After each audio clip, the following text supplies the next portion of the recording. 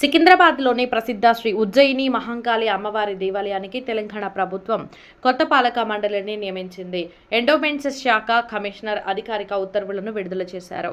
నూతనంగా నియమితులైన చైర్మన్తో పాటు ట్రస్టీ బోర్డు సభ్యులు శృతి కామేశ్వర్, రాజేందర్, ముప్పిడి కిరణ్ గోపాల్, దేవి వరప్రసాద్, శ్రీమతి మంత్రి సోనాలి, యాదగిరి శ్రీకాంత్, గౌరపల్లి రమేష్, గంటా గీత, మల్లికార్జున భాస్కర్ గుప్తా, సంజయ్, ప్రకాష్, హేమంత్ సింగ్, రాకేష్ అగర్వాల్, శివకుమార్ లాల్ తదితరులు ప్రమాణ స్వీకారం చేసిన తేదీ నుంచి 2 సంవత్సరాల పాటు పదవుల్లో కొనసాగనున్నారు. సికింద్రాబాద్లో జరిగిన విలేకరుల సమావేశంలో ట్రస్టీ బోర్డు సభ్యులు మాట్లాడుతూ తెలంగాణ ప్రభుత్వానికి దేవాదాయ శాఖ మంత్రి కొండా సురేఖ గారికి, సికింద్రాబాద్ ఇన్ఛార్జి కోట నీలిమ గారికి కృతజ్ఞతలు తెలిపారు. మన పత్రికా మిత్రుల గారికి, అలానే ప్రింట్ మీడియా, ఎలక్ట్రానిక్ మీడియా అందరికీ నా హృదయపూర్వక ధన్యవాదాలు. ఈ ముఖ్య సమావేశం ఏమైనా మన first board members Ujjaini Mahankali board member అయినందువల్ల మన గోపాలన్న గారి అబ్బాయి కిరణ్ గారు ఇట్లా 1 ఆఫ్ ది మెంబర్ 14 మంది మెంబర్లు ఇక్కడ ఉజ్జయిని మహంకాళి దేవస్థానానికి పాలక మండలి నియమించబడి దాని గురించి మన కిరణ్ అన్న గారు అలానే మిగతా సభ్యులందరూ 2 నిమిషాలు మహంకాళమ్మ దేవాలయం గురించి ఎలా డెవలప్మెంట్ ఇప్పుడు వచ్చే ఉజ్జయిని మహంకాళి జాతర ఎలా చేయాలని పరిశ్రమపడుతుంది. ఈ ట్రస్ట్ బోర్డు ఆలయ అభివృద్ధి, భక్తులకు మెరుగైన సౌకర్యాల కల్పన, ఆలయ ఆదాయ వ్యయాల పారదర్శక నిర్వహణ, ఉత్సవాల నిర్వహణతో పాటు ఆలయ సాంప్రదాయాలను పరిరక్షించే బాధ్యతలను చేపట్టనుంది. हमारे को 2 साल के लिए जो डॉक्टर कुत्ता नीलिमा मैडम ने हमारे को जो अपॉइंट करवाया है महाकाली देवी स्थानम में, उसके हम सभी बहुत बहुत आभारी हैं, कृतज्ञ हैं। और उन्होंने जिस जवाबदारी को हमको दिया है उसके ऊपर हम 100% खरा उतरने की कोशिश करेंगे और टेम्पल के लिए, विकास के लिए जो जो हमारे से बन सकता है वो हम 100% करेंगे। जय माता दी। ఆగస్టు 2వ తేదీన జరగనున్న శ్రీ ఉజ్జయిని మహంకాళి జాతర బోనాల మహోత్సవాలను విజయవంతంగా నిర్వహించేందుకు కూడా ఈ నూతన పాలక మండలి ప్రత్యేక కార్యాచరణ రూపొందించనున్నట్లు తెలుస్తోంది. అందరికీ కూడా నమస్కారం. ఇక్కడ ఏదైతే ప్రెస్ మీట్ ముప్పిడి గోపాల్ గారి ఆధ్వర్యంలో ఇక్కడ ఒక ప్రెస్ మీట్ పెట్టడం జరిగింది. కమిటీ మెంబర్ని అందరినీ ఏదైతే ఉజ్జయిని మహంకాళి దేవస్థానం ట్రస్ట్ బోర్డు మెంబర్లను అందరూ కూడా ఇక్కడ పిలిచి అందరం జాయింట్గా ఒక ప్రెస్ మీట్ ఇద్దాము, కలిసి భోజనం చేద్దామని గోపాలను ఒక వర్డ్ ఇచ్చినందుకు అందరం కూడా ఇక్కడికి రావడం జరిగింది. దాంతో పాటు ఈరోజు మేము గతంలో కూడా మంత్రి కొండా సురేఖ గారు వచ్చినప్పుడైనా సరే సమీక్షలో కానీ లేకపోతే అందరం కూడా ఈరోజు ఏదైతే బోర్డు మెంబర్స్ 14 మంది ఎవరవుతున్నామో సమిష్టిగానే ఉంటాము.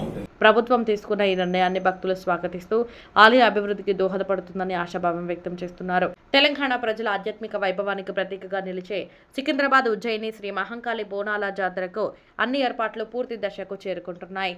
మేము 14 మందిని అమ్మవారి జాతరలో ప్రతి ఒక్క అంశాన్ని చాలా క్షుణ్ణంగా పరీక్షించి ఏదైతే మహిళలు ఉపవాసముతోని బోనాలను ఎత్తుకొని వస్తారో ఆ లైన్ల దగ్గర ఎక్కువ తొక్కిసలాట కాకుండా, ఎక్కువ సమయం పట్టకుండా అక్కడ మహిళా పోలీసులను మరియు మా వాలంటీర్స్ని నియమించి అక్కడ మహిళా లైన్ని చాలా త్వరగా కదిలేటట్టు, వాళ్ళకి దర్శనం ఇచ్చేటట్టు అది ముఖ్యం. మరియు ఇక్కడ వచ్చే చిన్నపిల్లలు కానీ, ఇన్ఫాంట్ పిల్లలు కానీ, మరియు ముసలి వాళ్ళు కానీ, ఎవరైనా హ్యాండిక్యాప్స్ వస్తే వాళ్ళకి మన కమాన్ దగ్గర నుంచి ఒక బ్యాటరీ వెహికల్ ని పెట్టి గుడి వరకు వాళ్ళకి తీసుకొచ్చి వాళ్ళకి సునాహాసంగా అమ్మవారి దర్శనం ఇప్పించాలని. జాతరకు లక్షలాది మంది భక్తులు తరలివచ్చే అవకాశం ఉండడంతో ఆలయ పరిసరాల్లో ప్రత్యేక క్యూ లైన్లు, తాగునీటి సదుపాయం, వైద్య శిబిరాలు, పారిశుద్ధ్య చర్యలు, తాత్కాలిక మరుగుదొడ్లు ఏర్పాటు చేయనున్నారు. ఈసారి ప్రభుత్వం 2 ఏళ్ల పాలక మండలిని నియమించింది. దానికి ప్రభుత్వానికి మేము కృతజ్ఞతలు తెలియజేస్తున్నాం. భక్తుల రాకపోకలను సులభతరం చేసేందుకు ట్రాఫిక్ నియంత్రణతో పాటు ప్రత్యేక పోలీసు బందోబస్తు ఏర్పాటు చేయనున్నారు.